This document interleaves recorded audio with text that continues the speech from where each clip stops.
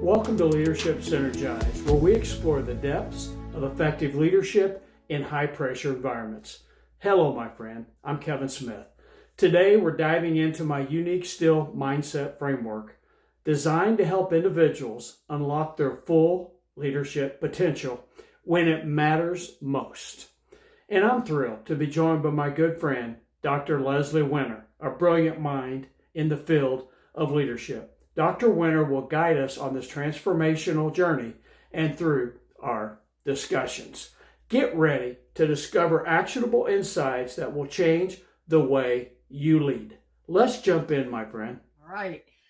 Something you and I've talked about so many times, and the mistakes that we've made, probably a majority of our career, to be honest, is we've treated busyness and long working hours as a badge of honor. Tell us now how that perception really hinders effective leadership, particularly in the educational setting. You nailed it, Dr. Winter. Busyness is an enemy of effective leadership. It is really it being busyness, an avenue or a threat that will guide an individual towards accepting mediocrity when their role as a leader is to serve their people first and foremost, to ensure the vision's being executed to and lived to on a regular setting, but also to ensure that they're growing and developing themselves. And hey, I'm here speaking, and I'll give you a classic example for me. Busyness for me was trying to make up for where I perceive gaps of skill, knowledge, effectiveness by thinking. 99.9% of the thinking that I've had in my life, whether it was in education, whether it was in business, whether it was coaching, I believe has centered around busyness and quite frankly has been ineffective in allowing me to serve effectively my team and their needs in that piece. Busyness is an area that can become overwhelming and can truly lead to stress and take pressure to a level that becomes so overwhelming an individual really can't perform. Busyness is about, as I just mentioned, thoughts that don't apply. Busyness is about doing work that is in essence non-essential to the goal. Busyness is taking individuals away from opportunities to just spend time together in finding common ground, developing relationships, to identify opportunities that would create what I call operational excellence or create executional excellence, whether it's in the classroom or otherwise. And an example that I would offer from my experiences in education is a school district leader or building principal or classroom teacher is challenged with one main priority: the growth, development, and the safety and security of every child that is in their care. School year day 1 through school year day 180 in the state of Indiana, right? The last day of school.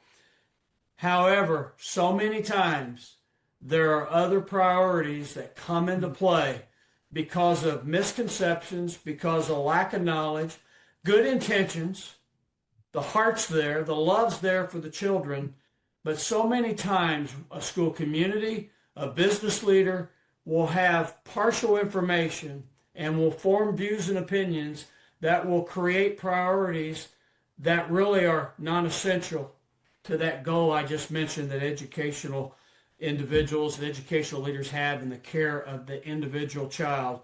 When that happens, there is a greater risk, I should say, that child's care is being minimized to a level that really is unacceptable in that regard. But busyness is something, and I love the book. John Mark Comer wrote a book called The Ruthless Elimination of Hurry.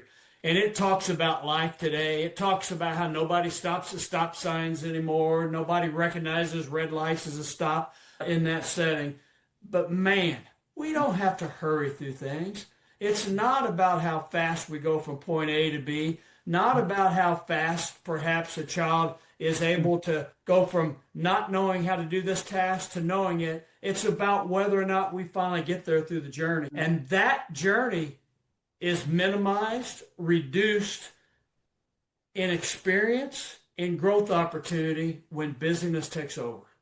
Oh, that's such a great response to that question. And knowing that the priority, especially in an educational setting, are the students and the faculty, and creating an environment so learning and safety is just part of the everyday structure. Knowing our background was work more means more. Tell us a moment in your leadership journey where you really embrace stillness approach to leadership, and what made you make that shift?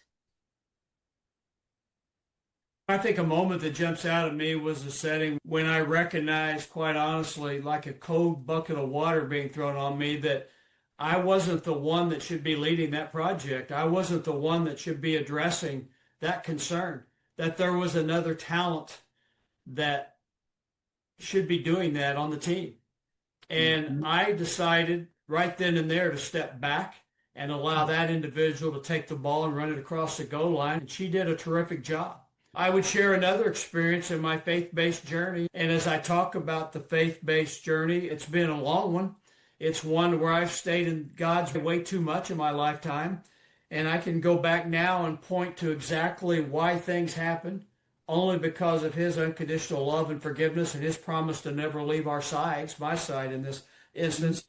But every opportunity that was successful, every opportunity, whether it was in manufacturing and our team excelled, whether it was a school, as a school principal, when we went from being a D school or C school to an A school in less than 1 year, it was because I had adapted and become comfortable in my own skin.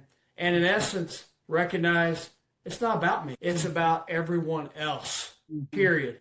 And by that, and when a leader accepts that, they then allow their teams to blossom because they're allowed to excel and be empowered with their values.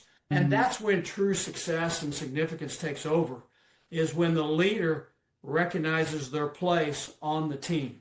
Just because there's a title doesn't mean the leader should be the one with all the answers, nor should he or she try to have all the answers. That's a lesson I have learned through a lot of failure, Dr. Winter, in my life.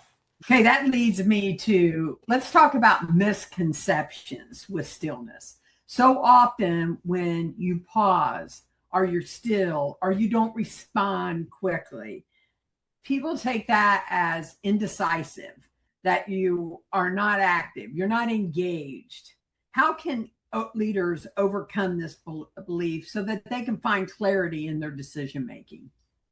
I think the first thing is the leaders got to be true to themselves in that fashion. And you're right. The word still, in its essence, in its foundational definition, says we're done. We're not doing anything. We're standing. We're not speaking. We're not sharing. We're not bringing value. But I've come to find, as I've reflected back, Dr. Winter, and I go to Psalm 46:10, when God reminds us to be still and know He is God. It basically says there's a perspective. And we talked about this briefly last week in our time together. There's a perspective of our role and the situation that we're in that we must have. When we're fearful and we see a situation as a threat, perhaps it's someone who disagrees with us and they're creating havoc or they're undermining the vision and the expectations of the team, there's still an opportunity there for growth for not just the leader, but the individuals involved and the challenge that's there for the entire team. Or we see it as the opportunity that it truly is. But my point that I've taken away from the experiences I've shared through time is that stillness doesn't mean we're not doing anything. Stillness means, quite honestly, we're at our best, which means this: we've prepared prior to that moment. So many times, and you've seen this, or we've talked about this before in our conversations, Dr. Winter, that there's this, hey, I've got this going on. What's the formula that I can deal with this when it happens? That's good in knowledge aspects, but there's a preparatory piece that I think even the great late Coach John Wooden once said that if you ever prepare before something happens, and I'm paraphrasing, it's too late to prepare in that fashion. So on the basketball court, if you're facing a basketball team that defensively pressures you the entire 84 or 94 feet, depending on whether or not you're playing college or high school basketball game, if you've not practiced what your team's going to do, you're not going to have enough timeouts left in the game to be able to get the team where they need to be in that aspect. So I would say this, being still is about being prepared for when something unexpected occurs. I'm looking forward to the next session we have when we really dive in. What is the skill mindset and framework? Thank you for tuning into this episode of Leadership Synergized. I hope you found value in our discussion on the Still Mindset framework. Remember, leadership thrives in the face of pressure. We're here to help you navigate those challenges in those high-pressure moments and environments. Don't forget, subscribe and share this episode with anyone looking to lead with confidence. Join us next time as we get into more insights. And until then, stay synergized.